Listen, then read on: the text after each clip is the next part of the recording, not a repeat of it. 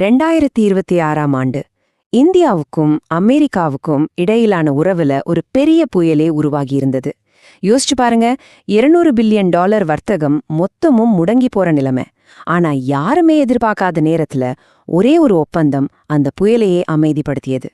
வாங்க, இந்த வரலாற்று சிறப்புமிக்க ஒப்பந்தம் எப்படி ஒரு புதிய அத்தியாயத்தை தொடங்கி வச்சதுன்னு நாம விரிவாக பார்க்கலாம். இந்த ஒப்பந்தத்தோட மையத்துல ஒரு ஆச்சரியமான கேள்வி இருக்கு. பல பில்லியன் டாலர் மதிப்புள்ள ஒரு வர்த்தக போர், ரெண்டு பெரிய பொருளாதார சக்திகளுக்கு இடையிலான ஒரு பயங்கரமான மோதல், இதையெல்லாம் வெறும் ஒரே ஒரு ஃபோன் கால் எப்படி நிறுத்தியது? இதுக்கு பின்னாடி இருந்த வியூகங்கள் என்ன, அழுத்தங்கள் என்ன, சில ரகசியங்கள் கூட இருக்கலாம். அத பத்தி தான் நாம இப்ப பார்க்க போறோம். பாருங்க, இந்த ஒப்பந்தம் கையெழுத்தாகிறதுக்கு முன்னாடி நிலைமை உண்மையிலேயே ரொம்ப மோசமா போய்கிட்டு இருந்தது. கிட்டத்தட்ட $200 பில்லியன் மதிப்புள்ள வர்த்தக உறவு ஒரு பெரிய மலை உச்சியோட விளிம்புல நிக்கிற மாதிரி இருந்துச்சு. இந்தியாவிலிருந்து ஏற்றுமதி செய்றவங்க அடுத்து என்ன பண்றதுன்னே தெரியாம திகைச்சு போயிருந்தாங்க. பங்கு சந்தைகள் எல்லாம் ஆட்டம் கண்டுச்சு. அந்த காலகட்டம் நிஜமாவே எப்படி இருந்ததுன்னு கொஞ்சம் உள்ள போய் பார்ப்போம். இந்த மொத்த நெருக்கடிக்கும் மையப்புள்ளி இந்த ஒரே ஒரு நம்பர் தான், சுமார் 50%. ஆமாங்க, 2025ல் அமெரிக்கா இந்திய பொருட்கள் மேல விதிச்ச தண்டனை வரி இது. இது சாதாரண வரி இல்ல, இந்திய ஏற்றுமதியாளர்களோட முதுகெலும்ப ஒடிக்கிற மாதிரி ஒரு பெரிய அடி. சரி, எதுக்கு இந்த வரி இவ்ளோ அதிகமா இருந்துச்சு? ஏன்னா இது ஒரு சாதாரண வரி கிடையாது. இதுக்கு பேரு தண்டனை வரி. அதாவது அமெரிக்காவோட அடிப்படை வரியும் இருந்துச்சு, அது கூடவே இந்தியா ரஷ்யா கிட்ட இருந்து எண்ணெய் வாங்குறத நிறுத்தணும்னு சொல்லி அதுக்காக ஒரு கூடுதல் அபராதமும் போட்டிருந்தாங்க.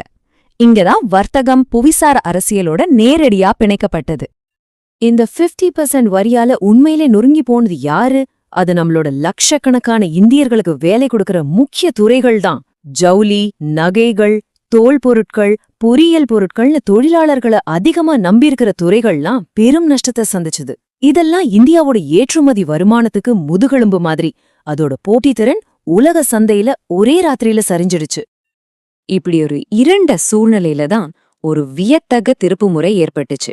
பிப்ரவரி 2026ல் அமெரிக்க அதிபர் டொனால்ட் ட்ரம்புக்கும் இந்திய பிரதமர் நரேந்திர மோடிக்கும் இடையில நடந்த ஒரு முக்கியமான ஃபோன் கால் எல்லாத்தையும் தலைகீழா மாத்துச்சு.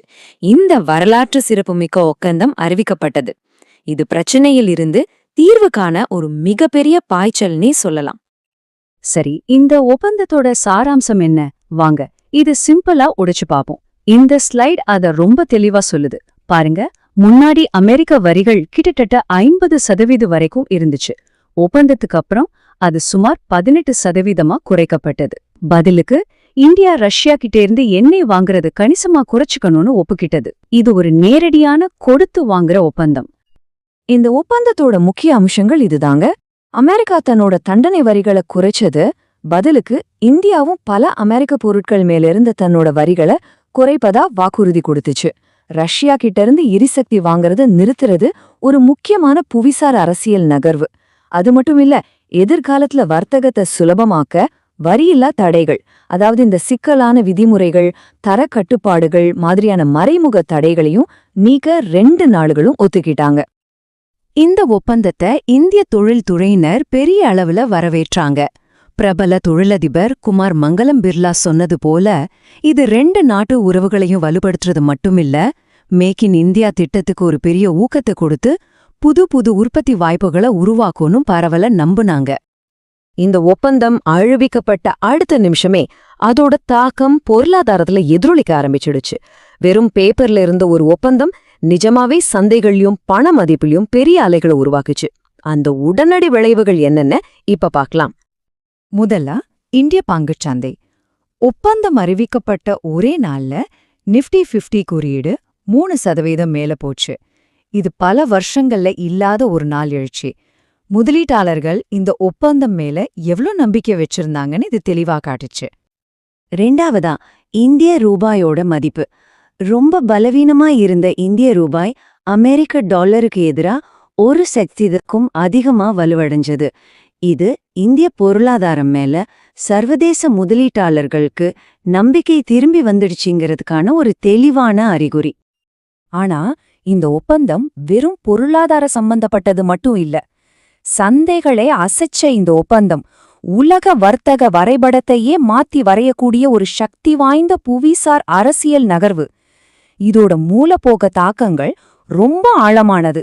அதை இப்ப பார்க்கலாம். இந்த ஸ்லைட்ல இருக்கிற வரைபடத்தை ஒரு நிமிஷம் நல்லா கவனிங்க. இதுதான் இந்த ஒப்பந்தத்தோட மிக முக்கியமான விளைவு. புது வரி விதிப்புகளுக்கு பிறகு அமெரிக்க சந்தையில இந்தியாவோட போட்டித்திறன் எப்படி அதிகரிச்சிருக்குன்னு பாருங்க. இந்திய பொருட்களுக்கான வரி இப்ப வெறும் 18% தான். இது நம்ம போட்டியாளர்களான பங்களாதேஷ் 20% மற்றும் குறிப்பா சீனா 34% விட கணிசமா குறைவு. இது இந்தியாவை ஒரு சூப்பரான உற்பத்தி மையமா மாத்துது. அப்போ 2 நாடுகளையும் இந்த ஒப்பந்தத்தை நோக்கி தள்ளினது எது? இது 2 பேருக்குமே ஒரு வின் சூழ்நிலை. அமெரிக்காவை பொறுத்தவரைக்கும் சீனா மேல இருக்கிற வர்த்தக சார்பை குறைக்கிறது அவங்களோட நீண்டகால இலக்கு. இந்தியாவை பொறுத்தவரைக்கும் தங்களோட முக்கிய ஏற்றுமதி துறைகளை காப்பாத்துறதும் மேக் இன் இந்தியா திட்டத்தை உலக அரங்குல நிலைநிறுத்துறதும் ரொம்ப அவசியமா இருந்துச்சு. 2 தரப்போட தேவைகளும் இந்த ஒப்பந்தத்துல சரியா பூர்த்தியாச்சு. எல்லாம் நல்லபடியா தெரியுது இல்லையா? ஆனா கொஞ்சம் பொறுங்க.